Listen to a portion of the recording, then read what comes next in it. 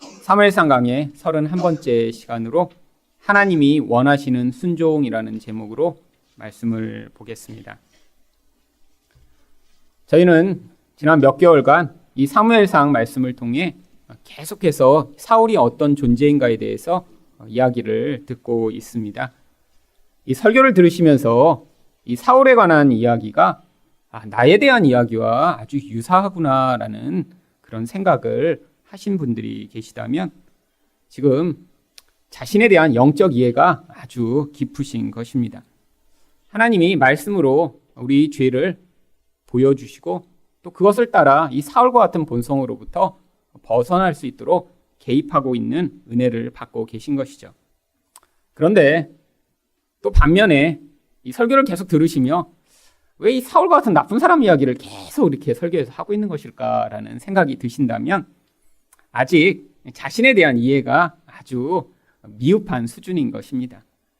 인간이 성장한다는 것은 완벽한 존재가 되고 문제가 없는 그런 사람이 되는 것이 아니라 우리의 죄성이 얼마나 깊고 또한 우리가 얼마나 연약한 자인가를 깨닫게 되는 것입니다. 바로 자기 이런 본질적 연약함을 깨달은 자만 온전하신 예수 그리스도를 믿는 믿음을 발휘할 수 있죠. 이곳에 나오는 이 사울은 과거에 살았던 한 나쁜 인간을 우리한테 보여주시고자 하는 것이 아니라 바로 선악과를 따먹은 우리들이 사울과 같은 모습으로 살고 있지만 그 사울과 같은 본성을 발견하여 회개하며 십자가 앞으로 나와 예수 그리스도로 말미암는 은혜를 얻을 때만 죄에서 벗어날 수 있음을 가르치시고자 사울이 등장하고 있는 것입니다. 그런데 우리가 이 사울에 관한 이야기를 왜 자꾸 들어야 하나요? 이 사울의 불순종하는 이런 모습을 통해 하나님이 우리에게 요구하시는 순종이 무엇이고 또 우리가 어떻게 이런 무서운 죄악에서 벗어날 수 있는지를 배워야 하기 때문입니다. 그렇다면 하나님이 원하시는 순종은 무엇인가요? 겸손히 하나님의 선을 받아들이는 것입니다. 16절 말씀을 보겠습니다. 사무엘이 사울에게 이르되 가만히 계시옵소서 간밤에 여호와께서 내게 이르신 것을 왕에게 말하리이다 하니 그가 이르되 말씀하소서. 사무엘은 하나님의 음성을 듣고 그 음성을 지금 이 사울에게 대언하고 있습니다. 그런데 이 대언의 내용이 무엇인가요? 17절 말씀입니다. 사무엘이 이르되 왕이 스스로 작게 여길 그때 이스라엘 지파의 머리가 되지 아니하셨나이까? 여호와께서 왕에게 기름을 부어 이스라엘 왕을 삼으시고. 과거에 이렇게 왕이 되기 전에 이 사울의 모습이 어떠했는지를 이야기합니다. 그런데 사울이 그때 어떻다고 사무엘이 이야기를 하고 있나요? 스스로 작은 자로 여겼다라고 합니다. 물론 사울도 내면의 깊은 데서는 아주 옛날부터 교만한 사람이었죠. 그런데 그는 그 교만을 겉으로 표출하지 않고 겉모습은 그가 마치 겸손한 것인 양 행세를 했던 것입니다. 물론 내면도 겸손하고 외면도 겸손하면 참 좋겠죠. 근데 이런 인간은 솔직히 없습니다. 그렇기 때문에 우리는 주변에서 어떤 사람들을 보나요? 내면도 교만한데 겉으로도 교만하게 행세하는 사람들을 자주 만나게 되죠. 근데 사울은 그렇지는 않았다는 거예요. 내면은 비록 교만할지라도 겉으로는 겸손한 척 할 수 있는 그래도 많은 교만한 사람들 가운데 그나마 나은 존재로 드러났다라고 하는 것이죠. 그런데 그런 겸손한 모양을 갖췄던 이 사울이 왕이 되자 그에게 하나님이 명령을 주셨습니다. 18절 말씀입니다. 또 여호와께서 왕을 길로 보내시며 이르시기를 가서 죄인 아말렉 사람을 진멸하되 다 없어지기까지 치라 하셨거늘. 하나님이 행하시고자 했던 이 아말렉에 대한 심판을 왕이 된 사울에게 맡기신 것입니다. 하늘의 왕의 명령을 대행하는 자로 이 땅의 왕이 사용되도록 하신 것이죠. 그런데 이런 명령을 받은 사울이 어떻게 행했나요? 19절 상반절입니다. 어찌하여 왕이 여호와의 목소리를 청종하지 아니하고. 왕이 되었고 나서 하나님 말씀하신 것을 듣지 않고 불순종했다라고 이야기를 하고 있는 것이죠. 과거에는 자기가 작은 자로 스스로 여길 때 왕이 되었는데 왕이 되고 나니까 지금 스스로를 어떻게 생각하고 있는 것이죠? 나는 왕이니까, 나는 힘을 가지고 있으니까, 나는 괜찮은 인간이니까 자기 자신을 높은 존재, 중요한 존재로 여기기 시작하면서 하나님을 자기의 왕이며 자기가 명령을 따라야 할 분으로 여기지 않았다라고 이야기를 하는 것입니다. 여러분, 바로 왕의 이런 자리에 서자마자 이 사울의 내적 교만한 본성이 이제 외면으로까지 표출돼 나온 것입니다. 물론 이 사울적 죄성은 가장 현저하게 하나님과의 관계에서 교만함으로 표출되기 시작한 것이죠. 여러분, 교만이라는 것이 무엇인가요? 내가 가지고 있는 나의 외적 힘을 의존함으로 말미암아 하나님을 의존하지 않는 상태를 교만이라고 이야기를 합니다. 그런데 이런 힘을 추구하는 이 인간의 속성은 사울만 가지고 있는 것인가요? 아닙니다. 모든 사람들이 다 더 돈이 많기를, 더 예뻐지기를, 또 더 높은 자리에 올라가기를, 아니 남이 갖지 못한 것들을 소유한 자가 되기를 열망하는 모두 다 교만한 존재이죠. 그런데 이렇게 힘을 추구하면 추구하고 또 그 추구하는 결과로 내가 원하던 그런 힘을 얻게 되는 순간 내면 안에 감춰놨던 이 교만이 이제는 영적으로 표출돼 하나님과의 관계를 파괴하는 그런 파괴적 속성으로 나타나게 된다라고 하는 것입니다. 결국 교만한 자리에 선 사람은 하나님의 선을 선으로 받아들일 수 없습니다. 내가 나 자신을 중요하다고 여기기 때문에 하나님이 이건 중요한 거야, 이건 선한 거야 라고 말씀하셔도 그 선을 받아들일 수 없는 상태에 처하게 되는 것이죠. 이 모습이 바로 선악과를 따먹은 아담과 하와의 상태였습니다. 창세기 3장 5절 말씀을 보시면 너희가 선악과를 먹는 날에는 너희 눈이 밝아져 하나님과 같이 되어 선악을 알 줄 하나님이 아심이니라. 여러분, 이 선악과를 따먹어 생긴 내가 스스로 선과 악을 판단해 하나님처럼 되려고 하는 이 죄성을 우리는 모두 다 공유하고 있습니다.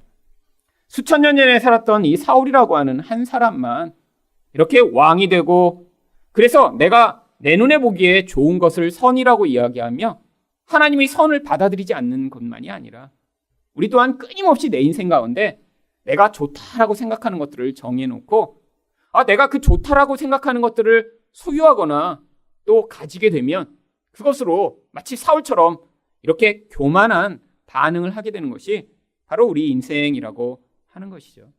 그런데 우리가 이렇게 선이라고 추구하는 그 선을 내 스스로 결정하여 추구하게 될 때 그 결국이 무엇인가요?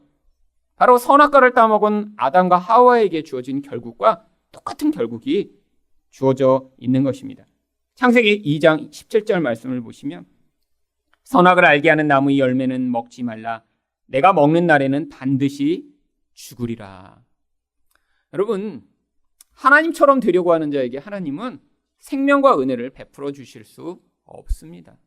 결국 그래서 이 사울적 속성은 반드시 멸망당해야 하고 죽임을 당해야 하는 것이죠. 그런데 우리 안에서 이렇게 사울처럼 영향을 미치고 내가 좋은 것이라고 생각하며 그 좋은 것을 끊임없이 얻고자 몸부림치는 인생을 살게 되면 어떤 결국이 나타나게 되나요? 바로 사울처럼 끊임없이 하나님의 선이 아닌 자기 선을 추구하며 하나님 보실 때 악한 행동을 하게 되어 있습니다. 19절 하반절 말씀을 보시면 탈취하기에만 급하여 여호와께서 악하게 여기시는 일을 행하였나이다. 여러분, 하나님이 이렇게 악하다라고 여기시는 일이 우리 눈으로 볼 때 정말 그렇게 악해 보이는 일인가요? 여러분, 많은 양과 짐승들 가운데 죽이고 나서 그래서 그 중에 가장 좋아 보이는 조금을 남겨놓는 것, 그게 그렇게 악하게 보이는 일인가요? 아니, 수만 명이 되는 나쁜 놈들 다 처리한 다음에 그 중에 한 명 살려놓는 거, 그게 그렇게 우리 눈에 볼 때 악해 보이는 일인가요? 아니요. 우리가 볼 때는 아주 합리적인 것처럼 보이는 때가 많이 있습니다. 여러분, 우리 인생 가운데 하나님이 요구하시는 것들이 대부분 이런 것들이에요. 내가 볼 때는 그 하나님의 명령을 듣지 않는 게 아주 합리적이고 이성적인 일입니다. 그런데 하나님의 명령을 따라 내가 그대로 따라가는 것은 굉장히 비이성적이고 또한 어쩌면 종교적 광신을 하는 행위처럼 보이는 때가 많이 있죠. 여러분, 하나님이 우리 인생 가운데 가끔씩 우리가 이성적으로 판단해서는 내가 이거를 정말 해야 되나 하는 것들을 요구하실 때가 있습니다. 그 사람의 신앙의 수준, 또 그 사람의 성장의 정도에 따라 그 사람에게 어떤 것들을 말씀하심으로 말미암아 그가 그 순종의 과정을 통해 하나님이 그 사람을 더 성숙된 존재, 더 거룩한 자로 만들어 가시고자 명령하시고 요구하시는 것들이 있죠. 여러분, 교회 처음 나왔는데 하나님이 그런 어떤 성숙한 수준을 요구하시나요? 교회 처음 나오자마자 원수를 사랑해라 이런 거 요구하시나요? 아니요. 여러분, 교회 처음 나온 분은 그냥 예배 시간에 오시기만 하면 되는 그것만 요구하십니다. 여러분, 그것도 쉽지 않은 일이에요. 여러분, 신앙의 여정 가운데 평소에 내가 예배도 한 번도 드리지 않던 사람이 주일마다 시간을 맞춰 이 자리에 온다는 것, 그것도 대단한 일이죠. 여러분, 내 교회를 30년, 40년 다니고 있는데 겨우 자신이 하고 있는 일이라고는 그냥 예배 시간에 맞춰서 오는 것 하나로 지금 내가 그래도 잘하고 있지라고 생각하고 있다면 이건 지금 심각한 상황이죠. 여러분, 신앙이 성숙돼 나갈수록 그런 겉행위의 요소보다 더 깊은 영적인 문제, 잘못된 의존의 문제, 잘못된 관계의 문제, 그 관계로와 그 문제로부터 하나님이 벗어나 하나님이 요구하신 것들을 요구하실 때가 있는 것입니다. 이전에는 내가 전혀 불편하지 않던 어떤 요구들을 하나님이 하시며 정말 원수까지도 내가 사랑해야 하는 그런 정말 고통스러운 선택을 하게 만드시고, 이전 같으면 내가 그냥 확 밟아주고 말았을 텐데 내 자존심을 다 버리고 하나님의 뜻에 따라야 하는 그런 요구들을 하실 때가 있고요. 아니, 옛날 같으면 내가 내 돈이라고 내 마음대로 다 쓰고 내 마음대로 그것들을 나를 위해서만 집착했을 텐데 하나님이 어느 순간에는 또 그것을 요구하실 때가 있는 것이죠. 여러분, 하나님이 사람과 그 인생 따라 그때그때 요구하시는 게 있어요. 여러분, 그 음성을 들으며 여러분이 거기서 순종해 나갈 때 그 안에서 여러분이 이렇게 자기 뜻대로 살고자 하는 이 사울적 속성을 가진 자아가 죽임을 당하고 여러분은 바로 하나님이 요구하시는 그 생명을 드러낼 수 있는 그런 자로 성장해 나갈 수 있는 것입니다. 여러분, 하나님은 우리를 새롭게 만들어내셨습니다. 우리 안에 지금은 그래서 이런 사울만 존재하는 게 아니에요. 여러분이 예수 그리스도를 구주로 영접하고 그 예수를 믿는다면 여러분은 여러분 안에서 바로 하나님이 새롭게 만들어내신 새로운 창조물이 시작된 것입니다. 그래서 고린도후서 5장 17절에 이렇게 이야기합니다. 그런즉 누구든지 그리스도 안에 있으면 새로운 피조물이라 이전 것은 지나갔으니 보라 새 것이 되었도다. 이 성경을 읽으면 자꾸 우리를 헷갈리게 만드는 그런 내용들이 있습니다. 새로운 피조물이 되었다고 그러는데 자기를 보면 늘 헌 피조물 같아요. 이게 어떻게 된 거죠? 여러분, 성경은 영적 시점에서 우리에게 이야기를 하고 있는 것입니다. 어떤 영적 시점이요? 이 모든 역사가 다 마친 뒤에 그 하나님이 완성하신 시점에서 우리를 보면서 너는 완전히 새롭게 되었어. 내 안에는 나쁘고 약하고 부족한 것이 하나도 없어라는 그 하나님의 구원이 완성된 시점으로 우리에게 선포해 주고 있는 거예요. 아니, 왜 이렇게 이야기하시나요? 하나님이 구원을 시작하셨으면 반드시 그렇게 결론 지어질 것이기 때문입니다. 여러분, 이제 우리가 이렇게 새롭게 창조되었으니까 이제 뭐가 가능해진 거죠? 우리 안에 사울만 있는 게 아니에요. 우리 안에 이렇게 하나님의 뜻에 따라 하나님의 뜻을 행할 수 있는 그런 새로운 영향력이 시작된 것입니다. 그래서 에베소 2장 10절이 우리를 이렇게 이야기합니다. 우리는 그가 만드신 바라 그리스도 예수 안에서 선한 일을 위하여 지으심을 받은 자니 이 일은 하나님이 전에 예비하사 우리로 그 가운데서 행하게 하려 하심이니라. 그러면 바울이 뭐라고 얘기하나요? 우리가 그의 만드신 바래요. 이 만드신 바라고 하는 이 단어가 바로 창조물이라고 하는 뜻입니다. 하나님이 우리를 새롭게 창조하셨대요. 재창조하셔서 이제 뭐를 위해서 우리를 준비하셨어요? 바로 선한 일을 행할 수 있는 자로 우리를 만들어 주셨다라고 하는 것이죠. 여러분, 그래서 우리는 성도로 이 땅을 살아갈 때 이 사울적 존재로서의 옛자아와 하나님이 새롭게 창조해내신 새로운 피조물로서의 새 자아를 동시에 가지고 살아갑니다. 여러분, 근데 이상하지 않으세요? 아니, 우리가 이렇게 이중적이라면 다 예수를 믿으면 전부 다 이렇게 새로운 피조물로 다 좋은 일만 하고 살아가야 되는 거 아닌가요? 근데 아니, 교회에서도 보면 분명히 예수는 믿어요. 예수는. 근데 보면 이렇게 악한 행위를 하는 사람이 있잖아요. 여러분, 악한 행위 한다고 예수 안 믿나요? 아니에요. 교회에서 이렇게 악한 일을 하는 사람도 예수 잘 믿는 사람 많습니다. 아니, 그리고 또 어떤 분은 예수는 믿는데 예수는 약하게 믿는 것 같은데 선한 행위를 막 하는 것처럼 보이는 사람이 있죠.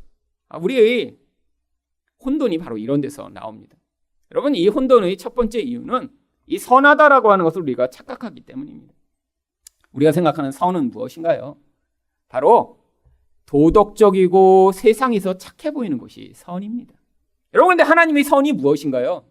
하나님의 선은 어떤 때는 인간의 도덕이나 인간이 좋다라고 얘기하는 것을 파괴하는 하나님의 뜻을 얘기해요. 여러분, 여기서 사울에게 아말렉을 죽이는데 누구까지 죽이라고 하셨죠? 아이들까지 다 죽이라고 하셨어요.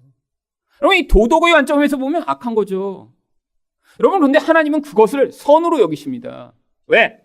하나님이 절대 기준이라는 그 기준에 부합한 것만이 선이기 때문이죠. 여러분, 또한 다른 이유가 있습니다.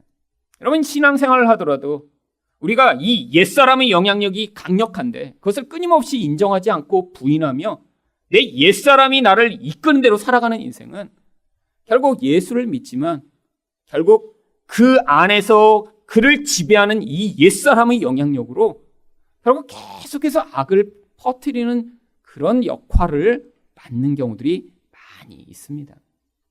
여러분, 체로키 인디언 우화 가운데 이런 우화가 있습니다.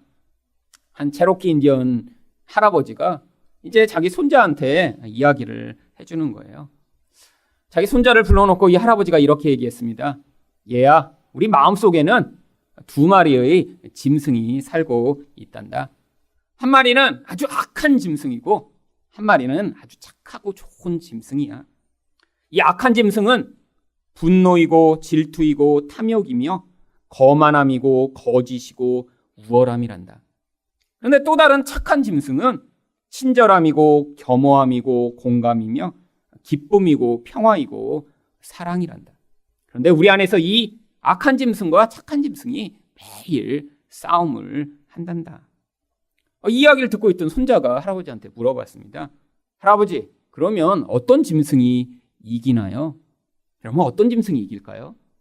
그랬더니 그 인디언 할아버지가 이렇게 답을 했다고 그래요. 내가 먹이를 주는 놈이 이기지. 여러분, 우리 안에서 도대체 누가 이기게 되는 건가요? 결국 우리 인생을 통해 나타나는 결과로는 바로 우리가 먹이를 주며 끊임없이 집중하며 끊임없이 내가 붙들고 있는 그 영향력이 이 땅에서는 인생을 통해서는 이기는 것처럼 보일 때가 많이 있습니다. 여러분, 하지만 결론은 어떻게 나나요? 결론으로는 결국에는 이런 사울과 같은 존재를 통해서도 하나님이 구원을 이루어 나가신다는 놀라운 구원의 비밀을 보여주시는 것이죠. 여러분, 하지만 우리가 어떤 삶을 살아야 할까요? 내 인생을 살면서도 이 사울과 같은 존재가 빨리 잘려나가 내 인생을 통해 이런 열매가 나타나고 하나님이 은혜를 전달하는 인생이 되며 그 구원의 결과까지도 하나님께 영광을 돌리는 아름다운 인생이 되어야 할 것 아닌가요? 여러분, 우리 생각 가운데 끊임없이 내가 집중하고 내가 붙들고 있는 그것이 우리 인생을 만들게 되어 있습니다. 여러분, 인생 가운데 이렇게 사울처럼 잘못된 선을 붙들고 살아가신다면 그 선을 내려놓고 하나님의 선을 받아들이시는 여러분 되시기를 축원드립니다. 두 번째로 하나님이 원하시는 순종은 무엇인가요? 온전한 순종입니다. 20절 말씀입니다. 사울이 사무엘에게 이르되 나는 실로 여호와의 목소리를 청종하여 여호와께서 보내신 길로 가서 아말렉 왕 아각을 끌어왔고 아말렉 사람들을 진멸하였으나. 사울은 지금 하나님의 명령을 불순종했지만 스스로는 지금 어떻게 생각하고 있습니까? 내가 잘 순종했다라고 지금 여기고 있는 것이죠. 여러분, 이게 하나님의 시각과 인간의 시각의 절대적 차이입니다. 인간은 끊임없이 변명하고 내 이성으로 판단하며 하나님의 명령도 내가 반쪽만큼 지키고 있지만 내가 잘하고 있다고 스스로 자유하는 것이 인간이죠. 근데 하나님의 기준은 무엇인가요? 완벽합니다. 그 완벽한 기준에 이르지 못하면 우리는 절대로 그 하나님이 원하시는 순종을 할 수 없는 것이죠. 이게 바로 율법입니다. 율법은 하나님이 우리가 행할 수 있게 주신 그런 하나님의 뜻이죠. 근데 이 율법을 통해 우리가 온전한 자리에 이르려면 어떻게 해야 되나요? 갈라디아서 3장 10절을 보시면 무릇 율법 행위에 속한 자들은 저주 아래에 있나니 기록된 바 누구든지 율법책에 기록된 대로 모든 일을 항상 행하지 아니하는 자는 저주 아래에 있는 자라 하였음이니라. 그러면 하나님이 주신 명령을 내가 잘 지켜서 그것으로 내가 인정을 받고 하나님 뜻을 이루었다라고 하기 위해선 두 가지 조건이 필요합니다. 모든 율법을 지켜야 되는데 항상 다 지켜야 돼요. 한 번도 쉬지 않고 태어나면서 죽을 때까지요. 여러분, 근데 우리는 그렇게 할 수 없습니다. 하지만 교회 다니면서도 여전히 이렇게 착각하는 사람들이 있어요. 여러분, 교회 다니면 그 인생 가운데 종교적 모습이 반드시 나타나게 되어 있습니다. 예배도 드리고요. 헌금도 하고요. 이웃을 위해 봉사하는 일도 하고요. 그리고 교회에 오면 밖에서 하는 그래도 다른 말과 다른 행실을 하시게 되죠. 여러분도 교회에 오셔서 쓰는 말이 일상과 많이 다르시다면 여러분의 삶의 환경이 아마 종교적인 분위기가 아닌 경우가 많죠. 여러분, 여기 교회 나오시면서 또 주중에는 예수 안 믿는 것처럼 사시는 분들 있으시잖아요. 네. 그래서 술집도 가는 분 계시잖아요. 여러분, 거기서 하는 말과 행동이랑 여기서 똑같은 말과 행동 계세요? 아니잖아요.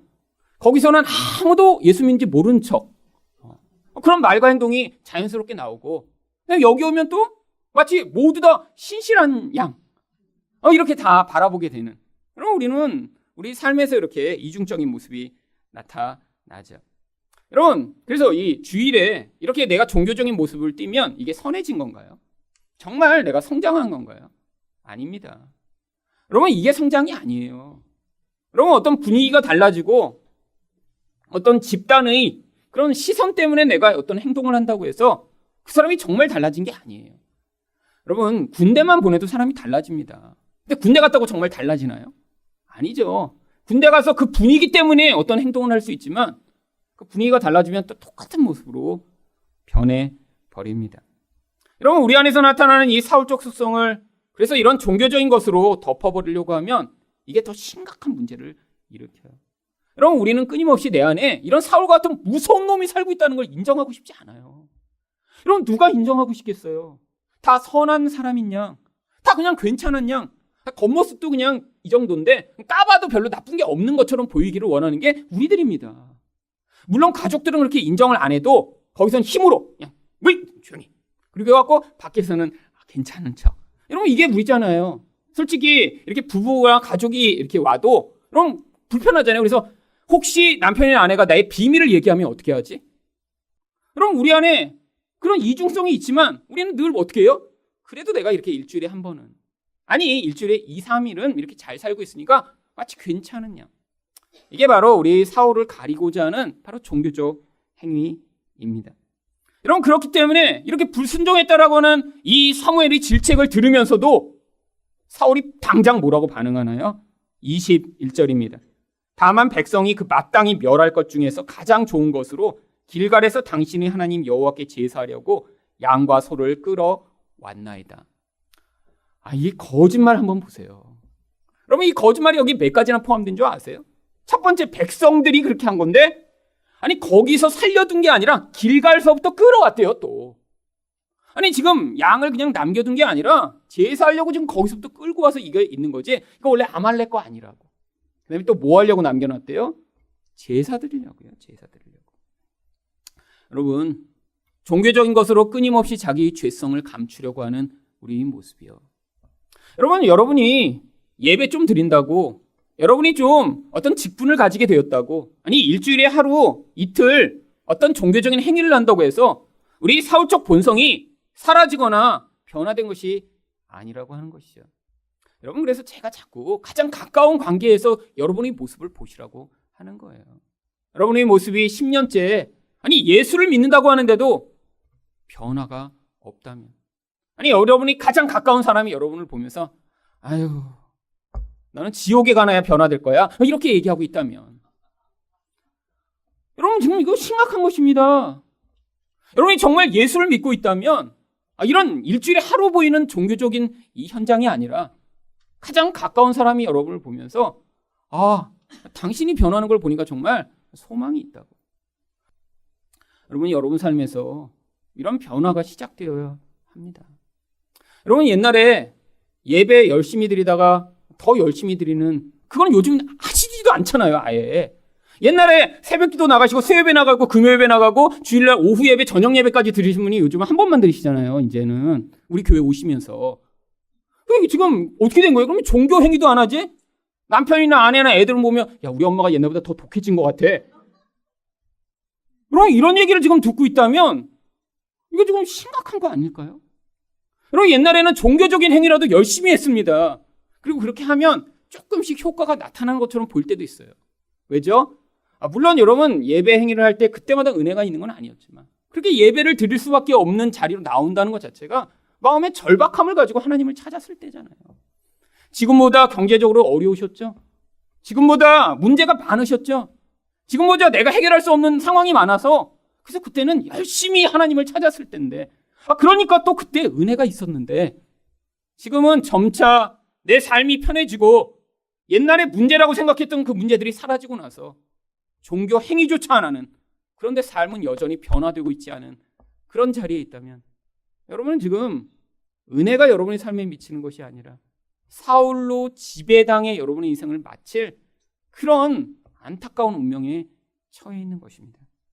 여러분, 하나님이 요구하시는 게 뭔가요? 22절 말씀입니다. 사무엘이 이르되 여호와께서 번제와 다른 제사를 그의 목소리를 청종하는 것을 좋아하신 같이 좋아하시겠나이까? 순종이 제사보다 낫고 듣는 것이 수장의 기름보다 나으니. 여러분, 예배의 본질이 등장합니다. 여러분, 예배란 게 뭐죠? 하나님을 무엇보다 가장 중요한 분으로 인정하고 받아들이는 것이죠. 하나님이 내 인생에서 가장 중요한 가치를 가진 분이면 자연스럽게 순종하게 되어 있는 것입니다.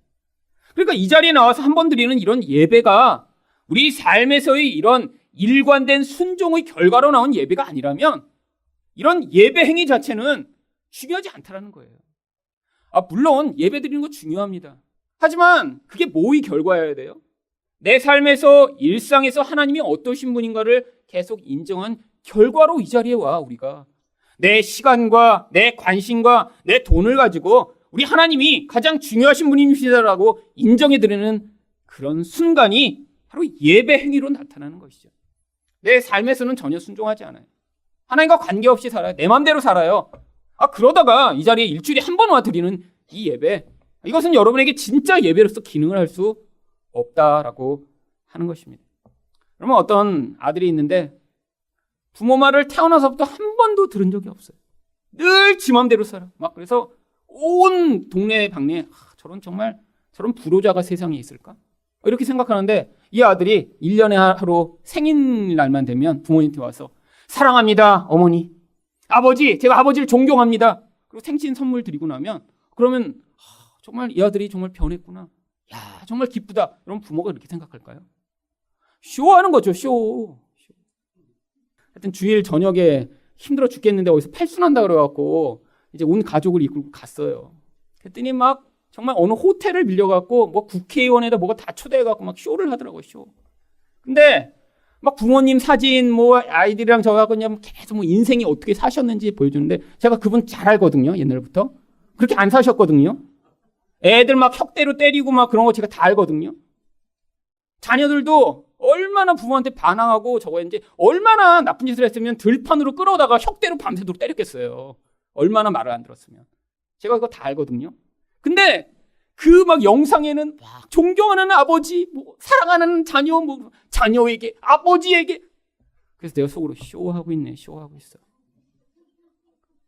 여러분 진짜 알지 못하는 사람 보면서 야, 저 80인생을 저렇게 하나님만을 위해 살고 80인생을 저렇게 자녀와 사람들을 사랑하는 삶을 살았구나. 아니요, 다 거짓이에요, 다. 여러분 진짜는 뭐죠? 그렇게 쇼하는 게 아니라는 거예요. 일상에서 진짜 사랑하는 삶을 살았느냐가 중요한 것이죠.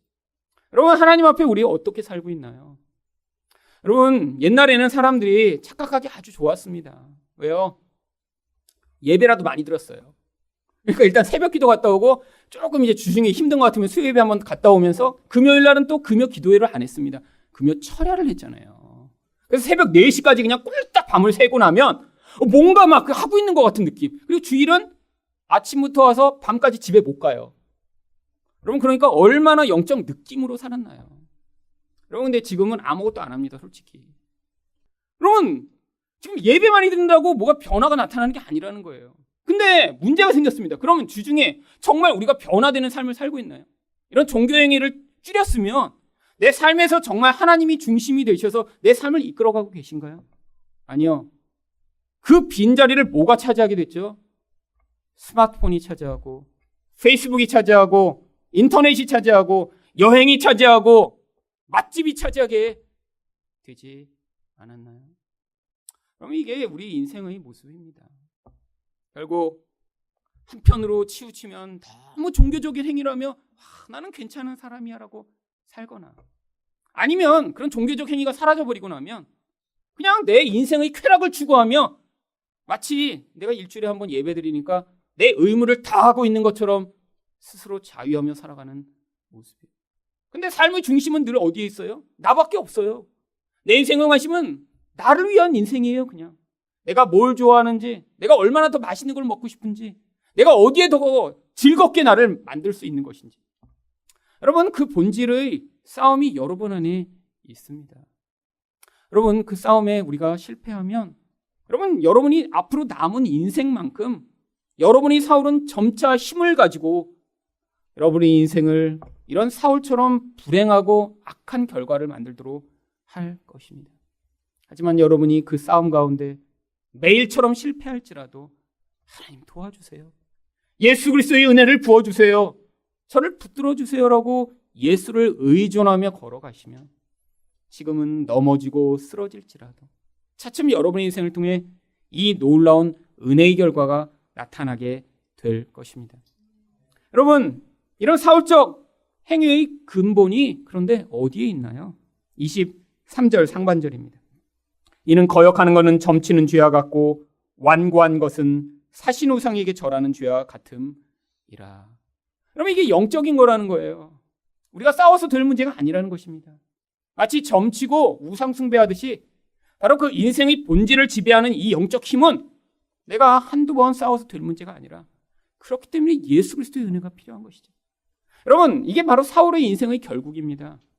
이렇게 사울적 존재로 살아갔더니 죽음 앞에서 그가 어떤 선택을 했나요? 사무엘상 28장 7절과 8절을 보시면 사울이 그의 신하들에게 이르되 나를 위하여 친접한 여인을 찾으라. 내가 그리로 가서 그에게 물으리라 하니 그의 신하들이 그에게 이르되 보소서 엔돌에 신접한 여인이 있나이다. 사울이 다른 옷을 입어 변장하고 두 사람과 함께 갈새 그들이 밤에 그 여인에게 이르러는 사울이 이르되 청하노니 나를 위하여 신접한 술법으로 내가 네게 말하는 사람을 불러 올리라.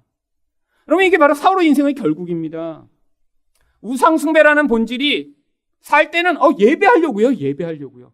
이런 종교적 행위로 가장했는데 죽음 앞에서는 결국 이런 우상 숭배자로 죽게 되는 그런 결국이 나타나죠. 여러분 또 비참한 게 뭔지 아세요? 여러분 자기만 그렇게 하고 죽었는 게 아니라 결국 그의 영향력이 가까운 사람에게 영향을 미쳐서 그와 관계된 모든 사람들이 이런 비참한 결국을 맞이하게 됩니다. 대표적인 사람이 바로 사무엘상 19장 13절입니다. 미갈이 우상을 가져다가 침상에 누이고 염소 털로 엮은 것을 그 머리에 씌우고 의복으로 그것을 덮었더니 이 사울의 딸 미갈이 자기 집에 있는 우상을 가지고 지금 이제 다윗을 도망하도록 도와주는 장면을 묘사하는 것이죠. 여러분, 근데 왜 집에 이렇게 우상을 가지고 있죠? 우상도 조그만 우상이 아니에요. 다윗을 대체의 이불을 덮어서 숨길 수 있을 만큼 큰 우상을 집에 지금 가지고 있다가 그 우상으로 지금 다윗인 것처럼 행세를 한 것입니다. 결국 이 미갈의 운명이 어떻게 되나요? 나중에 저주를 받아 아기를 잉태하지 못하는 그런 결국을 경험하게 되죠. 여러분, 결국 여러분이 추구하는 그 우상숭배적 경향성은 가장 가까운 사람에게 영향을 미칩니다. 여러분이 만약에 평생 그렇게 돈을 사랑하고 사셨다고 생각해 보세요. 그럼 여러분 자녀들이 어떻게 될까요? 여러분, 그 자녀한테 말로 야, 너는 돈을 사랑하지 마. 넌 하나님 사랑해야 돼. 근데 자기는 돈을 사랑했어요. 그러면 그 자녀는 나중에 똑같은 모습이 나타납니다. 평생 사람을 두려워했다고 생각해 보세요. 그러면서 아빠는 이렇게 내가 내가 심성이 좀 약해서 사람을 두려워했는데 넌 하나님만 두려워해. 그러면서 삶은 여보 너무 무서워. 여러분, 이렇게 평생 살았다고 생각해 보세요. 그 자녀의 인생이 나중에 똑같이 되는 거예요. 여러분, 우리 인생의 영혼 안에서 뿜어져 나오는 영향력이 결국 나와 가장 가까운 사람을 그렇게 만들어가는 것입니다. 여러분, 그래서 이 사울을 죽여야 돼요. 사울을 십자가에 못 박아야 돼요. 내 안에서 나를 지배하려고 하고 끊임없이 열매 맺지 못하게 만드는 이 영향력과 우리가 피가 나도록 싸워야 하는 것입니다. 여러분, 그랬더니 이 사울의 결말이 어떻게 선포되나요? 23절 하반절입니다. 왕이 여호와의 말씀을 버렸으므로 여호와께서도 왕을 버려 왕이 되지 못하게 하셨나이다. 결국 하나님이 폐위하시죠. 그를 폐위한 자리에 하나님이 누구를 세우시나요? 28절입니다. 사무엘이 그에게 이르되 여호와께서 오늘 이스라엘 나라를 왕에게서 떼어 왕보다 나은 왕의 이웃에게 주셨나이다. 결국 하나님이 사울을 내려버리시고 그 자리에 다른 사람을 세우신다는 거예요. 물론 역사적으로 이 일은 사울이 폐위된 자리에 다윗이 세워지는 역사로 나타납니다. 근데 신약에서 바로 이것은 무엇을 모용하는 것인가요? 에베소서 4장 22절부터 24절을 보시면 너희는 유혹의 욕심을 따라 썩어져가는 구습을 따르는 옛사람을 벗어버리고 오직 너희 심령이 새롭게 되어 하나님을 따라 의와 진리의 거룩함으로 지으심을 받은 새 사람을 입으라. 여러분, 사울을 옷처럼 벗어버리라고 자꾸 요구하십니다. 여러분, 우리 힘으로는 안 되잖아요. 예수 믿는 자만 가능한 일이에요. 근데 옷을 너무 많이 입고 있어요. 그렇죠? 옷을 한 1000개쯤 입고 있어서 벗었는데 아직도 999벌이 남아있을 수 있습니다. 괜찮아요. 또 벗으세요. 매일 벗으면 돼요. 앞으로 계속 벗으셔야 돼요. 그리고 나중에 맨살이 나올 때까지. 여러분, 인생 내내 그래서 내 사울을 벗고 예수의 옷을 덧입을 때 결국 우리 인생이 이렇게 사울로 멸망하는 자리로 끝나지 않게 될 것이라는 약속입니다. 마지막으로 하나님이 원하시는 순종은 무엇인가요? 사람들보다 하나님을 우위에 두는 것입니다. 24절 말씀입니다. 사울이 사무엘에게 이르되 내가 범죄하였나이다. 내가 여호와의 명령과 당신의 말씀을 어긴 것은 내가 백성을 두려워하여 그들의 말을 청종하였음이니이다. 아니, 이렇게 왕의 자리에서 지금 하나님이 폐위시킨다고 그랬더니 사울이 갑자기 회개하는 이런 태도를 보입니다. 진짜 회개한 건가요? 아니요. 지금 이런 사무엘의 명령이 즉각적으로 이루어질 것 같은 두려워서 제가 잘못했어요. 인정한 거죠. 사람들 때문에 내가 무서워서 그랬어요. 라고 이렇게 대답한 사울이 근데 뭐라고 얘기하죠? 25절입니다. 청하노니 지금 내 죄를 사하고 나와 함께 돌아가서 나로 하여금 여호와께 경배하게 하소서. 아니, 왜 갑자기 예배를 드리겠대요? 아니, 지금 너 이렇게 폐위됐어. 그랬더니 용서해 주세요. 하지만 빨리 가서 예배 좀 드리고 싶어요. 갑자기 막 영적으로 예배 드리고 싶은 막 심령이 막 솟구쳐 오르고 있는 것인가요? 아니요. 진짜 이유가 예배 드리고 싶은 게 아니에요. 진짜 이유는 30절에 있습니다. 사울이 이르되 내가 범죄하였을지라도 이제 청하옵나니 내 백성의 장로들 앞과 이스라엘 앞에서 나를 높이사 나와 함께 돌아가서 내가 당신의 하나님 여호와께 경배하게 하소서. 여러분, 예배 드리는데 사무엘이 같이 와서 내가 이렇게 이 나라의 영적 지도자로부터 인정을 받는 왕임을 사람들한테 보여주는 그런 쇼오퍼 해달라고 지금 요청하고 있는 것이죠.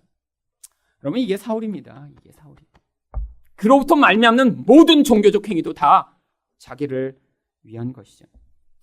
여러분, 우리 안에서 이 무서운 사울을 여러분이 발견하시지 못하면, 사울이 얼마나 교묘하게 행하고 있는지를 깨달으시지 못하면 여러분이 행하는 어쩌면 모든 신앙 행위조차 결국엔 여러분 인생의 사울적 속성을 더 강화하는 결과밖에 나오지 않습니다. 여러분, 우리 사울은 끊임없이 기회를 타죠. 어떤 기회라도 잡아서 나를 드러내고자 해요.